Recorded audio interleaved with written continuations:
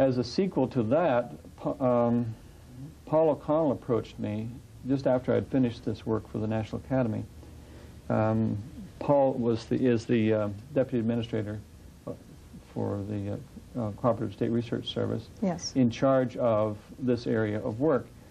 He needed somebody to take charge of the development of a program that had just been funded by Congress. He asked me to come to Washington in January of '88 and help him set up the program. I spent about a third of my time during 1988 in Washington, another third traveling around. I guess I visited 18 states that year. Within a very short time, we established the LISA program. Within 1 month, we had created the guidelines, had pulled together a committee of people from around the United States, established host institutions. By the 28th of January, we had a meeting in Washington at which we presented the guidelines, made some fine-tuning adjustments afterwards, but said, look, here are your marching orders, let's get this thing going. The typical time frame for creating a new program of this kind, I'm told, is about 18 months before you actually get some grants established. We did it in 6. Well, that's very impressive. The Congress was impressed. They gave us a 14% increase in funding, in part responding to the tempo with which we proceeded, but also when they saw the list of projects we had funded, they saw that we were really not doing business as usual, and that was one of their major concerns. We were involving farmers. We were conducting interdisciplinary projects, and we were bringing research and extension together in a very constructive way. They were impressed with that, and they gave us more money. Now, LISA stands for Low Input Sustainable Agriculture, as I'm sure everybody knows by now, or hopefully they do. And it's essentially a federal grants program. Right. That gives money to researchers who are working in areas having to do with alternative or sustainable agriculture. Right. Primarily researchers, but also extension, it's a research and education grants program. And farmers are involved also. And farmers definitely are involved. I recently did a survey of all of the projects that we've funded. We funded about 100 projects around the United States, and I found that 1,860 farmers are involved in those projects. Many of them involved in such things as generating ideas, and others involved in evaluation of the projects. Some, several hundred, are involved in providing land for replicated experiments or demonstration plots. I find this rather exciting. It is. Now, it's broken into 4 regions, isn't it? Does That's it include correct. Hawaii and Alaska? Right. And the report that you were probably very much involved with, of LISA 88-89, are you going to be doing another one for 89-90? Yeah, well, I have a report in my computer now called LISA 88-90. 88-90, so yes. because some of these are going on over a longer period of time than just 1 year. That's right. Many of them are long-term projects. And this past year, we got a very substantial increase in funding, about a 51% increase, which will enable us to do... That is substantial. Yes. And in a time of budget austerity, I mean, I was really impressed that Congress thought so highly of what we had done in that first 3 years of the program. Number one, they codified into law the mechanism that Paul O'Connell and I invented in January of 1988. And we came up with the idea of administrative council and a technical committee and operating through the regional host institutions and so forth. You know, Paul is a genius at these things, and he understands the system very, very well.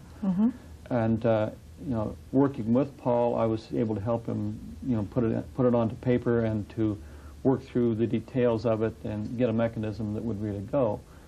And apparently Congress thought that we were doing what they wanted us to do, and that it was what society really needed. They kept giving us more money, and then when it came time to come up with new enabling legislation in the 1990 Farm Bill, they basically codified into law the guidelines that we had established, and then added more dimensions to that. and gave us a substantial increase in funds. This must make you feel very encouraged about the future? Very encouraged. It initially, an awful lot of people around the country thought that this was a lot of nonsense, and they thought it would go away. In many cases, that was wishful thinking. They really wanted to get on with business as usual. They were absolutely convinced. Many people, because of their experience, their background, are absolutely convinced that you just can't do it without heavy dependence upon pesticides and so forth. And I respect that. I respect their concern. I know an awful lot of extension agents who simply do not have any experience with that kind of production. And they are concerned. They don't want to tell farmers or advise farmers to do something that's going to cause failure. Sure. I mean, that's just being responsible. On the other hand, there are success stories out there, and now there's an increasing body of scientific knowledge which unpacks and explains those success stories. It also, the scientific information also helps us understand the failures and to predict the difference between a failure and a success. And that's where I get really excited. It's where we move out of the realm of the grateful testimonial into the realm of a predictive science where we can help the farmer to make an informed choice, to make that transition from heavy dependence upon the pesticides to systems that are either free of or have greatly reduced dependence upon those chemical inputs. And I find this is, well, it's imperative that we do this for a number of reasons. Many people are concerned about the health impacts of pesticides. I'm personally convinced that the major health impact of pesticides is direct exposure, that the farm workers and so forth, and those who, I suspect also that the pesticides in the drinking water over a long period of time may also have a detrimental health effect. But that's one concern. Another is the fact that that more and more pesticides are becoming obsolete. You almost never kill all of the pests, and those that survive are tough. They're tough, and they're tough with respect to that particular compound or compounds of that general type.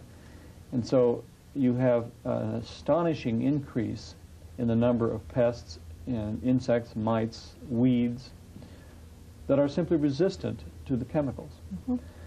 So pesticides are being taken away through regulatory action, just left and right. Hardly a month goes by that a major pesticide isn't taken off the market, or manufacturers are failing to re-register them for various uses. Fewer and fewer new chemicals are coming online because of the enormous cost, like $60–70 million cost to develop and get registration for a new material. More and more pesticides being obsolete because of pest resistance. More and more farmers alarmed about the health risks and wanting alternatives. And for all of these reasons, we've just got to get busy developing better alternatives. The farmers want it, society demands it, and the LISA program is beginning to deliver on that need. I'm very encouraged. I'm encouraged with the response of the scientific community. They're laying aside their misconceptions. They're getting out there talking to the farmers. They're measuring what's happening. They're dispelling a lot of the myths on both sides. Myths on the one end of the continuum that say, all you have to do is throw away those terrible pesticides and you'll live happily ever after. Cold turkey. Well, that's a myth. Yes. The myth at the other end of the continuum is if you take away any of our pesticides, or particularly if you make a substantial reduction in pesticide use, there'll be massive starvation. Both of those are myths. And we need to get on with the process of improving the alternatives. It's not just a matter of comparing what we know today about conventional agriculture with what we know today about sustainable agriculture, but rather redressing the deficiencies. We've had 30, 40, 50 years of intensive research on chemical agriculture, and now we're playing catch-up ball. Do you see the problem as one of needing more research, or is it more of getting information to the right people? It's both. If we had just the process of getting the information to the people, the well would soon run dry. We're talking about a moving target. You may come up with a mechanism or procedure for dealing with a certain disease, and it really, really works. Maybe you come up with a disease-resistant cultivar of wheat. A few years down the road, it's not going to work anymore because the disease organisms evolve also. Sure. And so the disease-resistant cultivars of the 1950s and 60s just get eaten up by diseases today. So that's an example of the need to continually refresh, renew, extend. There are many, many biological, physical phenomena going on that we simply don't understand. We need to know more about the rhizosphere. We need to know more about the biological nitrogen fixation processes and various interactions, ecological interactions with regard to pests and beneficials and irrigation and moisture and soil fertility and all these different realities that come together on a farm. We need research to unpack and understand the various components. We also need integrative research that pulls it together into a whole farm perspective.